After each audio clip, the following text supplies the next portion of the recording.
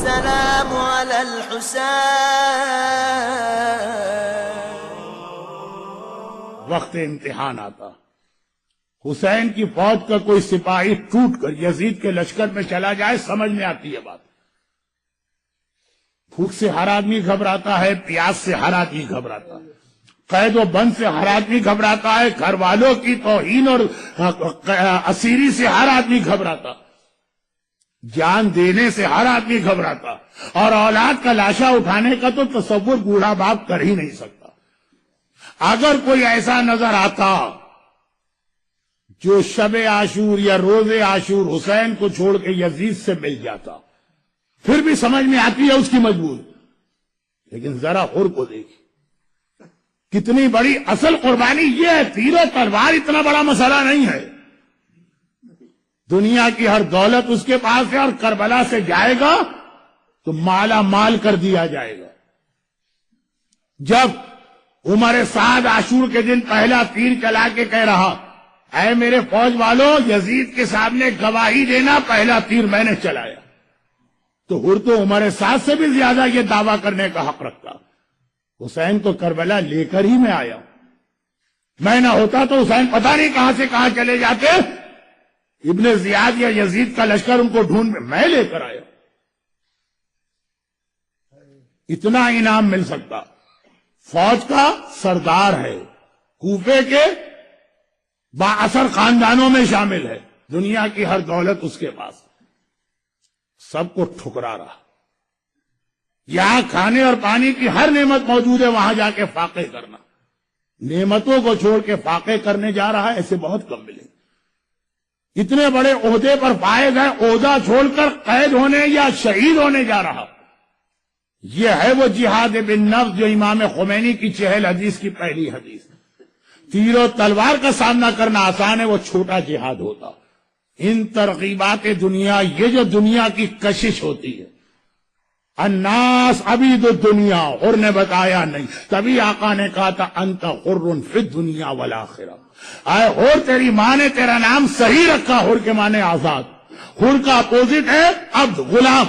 آقا نے کہا لوگ دنیا کے غلام ہیں، حر نے بتایا میں نہیں ہوں ان میں، میں دنیا کو ٹھکرا کے حسین کی جانب آ رہا ہوں. حر سائلنٹ میجورٹی میں بھی جا سکتا، کوئی ایکٹیو پارٹیسپیشن بھی نہ کرتا، یا لشکر یزید میں بھی رہتا نہیں. اتنی بڑی قربانی حر نے دی کہ آغا حکیم جیسا مرجع جو معرفت رکھتا ہے، جسم کانپ رہا ہے، 90 سال کی عمر ہے، جسم بہت کمزور ہے، کھڑے ہونے کی طاقت نہیں، حر کا احترام اس عظیم مرجع کو کھڑا کر رہا. حر کی عظمت کو پہچانی. اور حر کربلا کے میدان میں ہمیں 2 بڑے پیغام دلوا رہا. پہلا پیغام یہ ہے کہ حسین کی مجلس میں آنے والا کوئی شخص کبھی مایوس نہ ہو. دنیا کا سب سے بڑا گناہ گار ایک بار اگر توبہ کر کے حسین کے دروازے پہ آ جائے، اس کا ہر گناہ معاف، چاہے زندگی میں ہم نے کتنے ہی برے کام اور گناہ کیے، اور قیامت تک کے لیے امید کی ایک مشعل، یا امید کی ایک کرن، یا امید کی ایک شمع.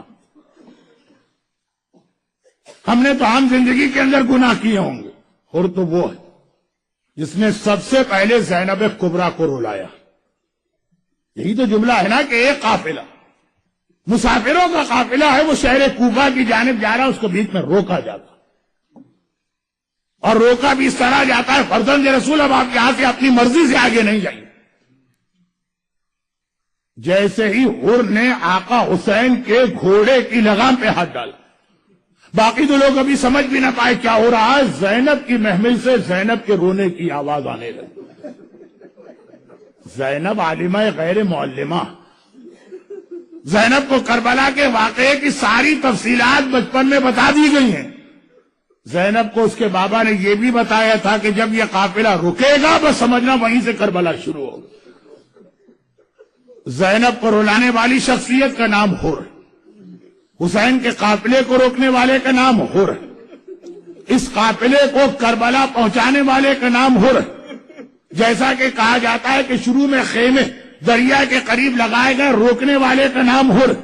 ابن زیاد کو خط لکھ کر عمر سعد کو بلوایا گیا، سنان آیا، خولی آیا، ہرملہ آیا، یہ سب کس کے خط پر آئے؟ یہ ہر کے خط جا رہے ہیں ابن زیاد کے پاس۔ ہر جس میٹنگ میں یہ طے ہوا تھا کہ حسین اور اولاد حسین پہ پانی بند کیا جائے، اس میٹنگ میں ہر بیٹھا ہوا ہے، اس نے کوئی اختلاف نہیں کیا، تو پانی بند کرنے والے مجرموں میں ہر شامل۔ کربلا کی تاریخ آپ کے علم میں ہے، اس لیے ایک جملہ بغیر وضاحت کے کہہ دوں، ہر تو عاشور کے دن جا کے پلٹا نا، بدلا۔ 9 محرم تک تو ہر ویسا ہی تھا نا، جہاد کربلا تو 9 محرم تو شروع ہو گیا۔ جب لشکر یزید نے پہلا حملہ کیا اس وقت تک ہر نے کوئی اختلاف ظاہر نہیں کیا تھا۔ عاشور کے دن تو جنگ سے پہلے ہر ٹوٹ کے الگ ہوا، 9 محرم کو تو جنگ شروع ہو گئی، اور ہر اس وقت تک لشکر یزید میں شامل۔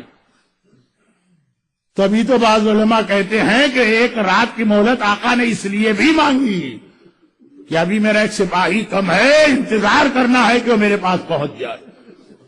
تو اگر آپ کربلا کے اندر ان ظالموں کی 4 شیل بنائیے تو عاشور تک جتنے ظلم ہوئے سب میں ہر شامل۔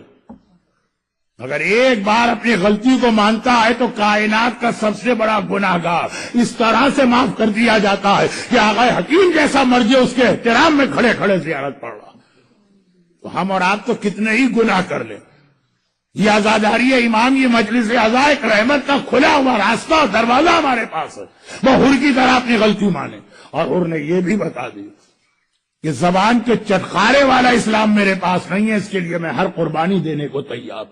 وقت بہت گزر گیا، اس نے صرف 2 جملے مسائل کی اور آج کی بات ختم۔ عاشور کی 9 محرم کی جنگ شروع کر دی ہمارے ساتھ نے، ہر نے کوئی اختلاف نہ کیا۔ پوری عاشور کی رات گزری، ہر نے کوئی اختلاف نہ کیا۔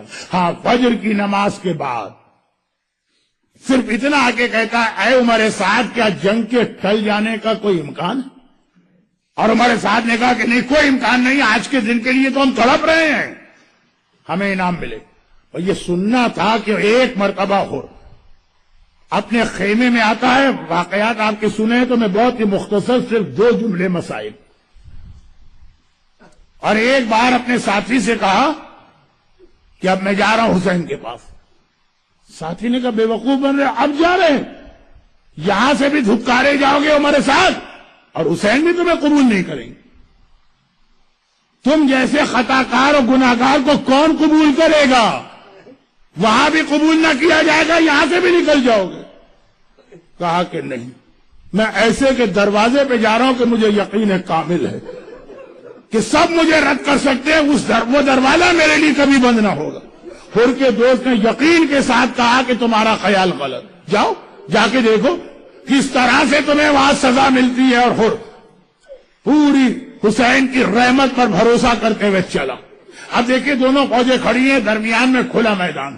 ایک بار آقا حسین کی فوج نے ایک عجیب منظر دیکھا کہ ہر اپنے بیٹے اور غلام کو لے کے چلا آیا، گھوڑے دوڑاتا مارا۔ بھئی یہ منظر دیکھا، ہر کو سب پہچانتے۔ ایک بار حبیب ابن مظاہر نے آواز دی، آیا صاحب امام، بنی ہاشم کے شہزادوں کو اپنے گھیرے میں لے لو، ایسا نہ ہو کہ آنے والا اچانک حملہ کر دے، ہم زندہ رہیں اور ان کو کوئی نقصان پہنچ جائے۔ اور عباس علمدار نے آواز دی، اے جوانان بنی ہاشم، آقا حسین کو اپنے گھیرے میں لے لو، ایسا نہ ہو کہ آنے والا کوئی نقصان پہنچائے۔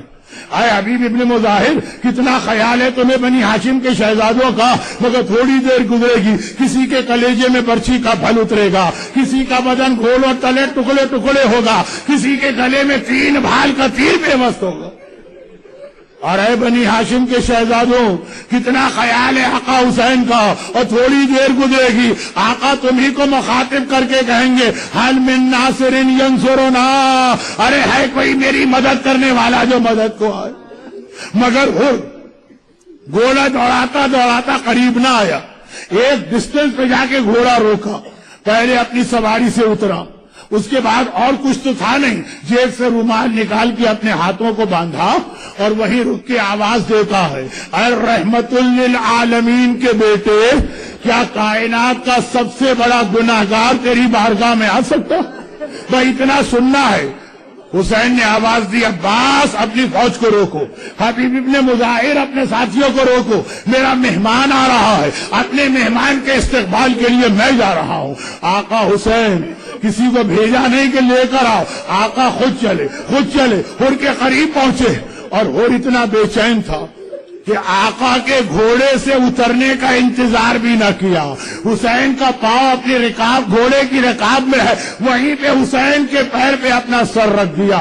اخطأت یبن رسول اللہ، فرزند رسول میں نے خطا کی، فرزند رسول میں نے گناہ کیا، تجھے تیری ماں فاطمہ زہرا کا واسطہ میری اس خطا اور گناہ کو معاف کر دے۔ حسین گھوڑے سے اتر کے ہر کو گلے سے لگاتے اور کہتے اے ہر یہ کیا کہہ رہا، انت اخی فی الدنیا والآخرہ، ارے تو میرا بھائی ہے، دنیا میں بھی میرا بھائی ہے، آخرت میں بھی میرا بھائی ہے۔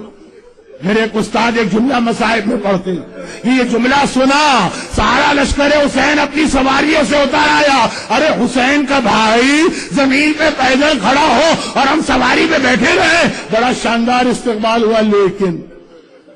لیکن اس کے بعد حسین نے دو جملے کہے، پہلا جملہ تو ٹھیک، دوسرا جملہ ہر کو تڑپا گیا۔ حسین نے کہا ہر آج میں بہت خوش ہوں، آج میں بہت خوش ہوں، تو باطل کو چھوڑ کے حق پہ آ گیا، ظلمت کو چھوڑ کے نور پہ آ گیا، جہنم کو چھوڑ کے جنت پہ آ گیا، لیکن ہر میں تجھ سے شرمندہ بھی ہوں۔ ارے میرا آقا ہر سے کہہ رہا میں تجھ سے شرمندہ بھی ہوں۔ اور شرمندہ کس بات پر؟ جب تو میرا دشمن بن کے راستے میں آیا تھا تو اتنا پانی پلایا تھا کہ تیرے گھوڑوں تک نے پانی سے منہ کو ہٹا لیا، آج میرا بھائی اور مہمان بن کے آیا ہے، اور حسین تیری خدمت میں پانی کا ایک جام بھی پیش نہیں کر سکتا، اور تیرا آقا تجھ سے بڑا شرمندہ ہے۔ مگر یہ جملہ ان کو تڑپا گیا، گھبرا کے کہا آقا وہی گناہ تو معاف کرانے آیا ہوں، آقا میں خود بھی مقتل میں جانا چاہتا ہوں، لیکن میرا دل چاہتا ہے پہلے میرے بیٹے کو جانے کی اجازت دیجیے۔ حسین نے کہا آج کا دن ایسا ہے سب کو مرنا ہے، کوئی پہلے مرے گا کوئی بعد میں مرے گا، ورنہ میں کبھی تجھے اجازت نہ دیتا، جا میں نے تیری خواہش پوری کی۔ بس ارباب اذا ہر کا بیٹا چلنے لگا، باپ بوڑھے باپ نے کہا بیٹا ایسا جہاد کرنا کہ اپنے باپ کے گناہ کو معاف کرا دے۔ ہر کے بیٹے کا جہاد شروع ہوا، تھوڑی دیر گزری، ہر کا بیٹا گھوڑے سے زمین کربلا پہ گرا اور پلٹ کے آواز دی یا ابتا ادرکنی، بابا ذرا میری مدد کو آئیے۔ بس یہ جملہ سننا ہر تڑپ گیا، ہر بے چین ہو گیا، اپنی جگہ سے کھڑا ہو گیا۔ حسین نے کہا ہر کیا بات ہے؟ کہا آقا میرا جوان بیٹا مجھے پکار رہا ہے، بھائی اتنی اجازت دیجیے اپنے بیٹے کے قریب چلا جاؤں۔ حسین نے دو بڑے عجیب جملے کہے، پہلا جملہ یہ کہا اور تم زحمت نہ کرو، تم یہیں بیٹھو، تم میرے مہمان ہو، تمہارے بیٹے کو میں لے کے آؤں گا، اور دوسرا جملہ اسی پہ آج کے مصائب ختم۔ دوسرا جملہ ہو سنو، ایک بات یاد رکھو، تم بوڑھے باپ ہو، وہ جوان بیٹا ہے، بوڑھے باپ کبھی جوان بیٹے کے سراہنے نہیں جاتے ہیں، بوڑھے باپ جوان بیٹے کا لاشا نہیں اٹھاتے ہیں، تم بیٹھو لاشا اٹھا کے میں لاؤں گا۔ آخری جملہ آپ سے نہیں کہنا، آقا حسین سے ہاتھ جوڑ کے کہنا آقا اگر ہر کا جوان بیٹا مارا جائے تو یہ کہا جائے بوڑھے باپ جوان کا لاشا نہیں اٹھاتے، اور جب علی اکبر گھوڑے سے زمین کربلا پہ گرا، ہائے یہ بوڑھا باپ کس السلام على الحسين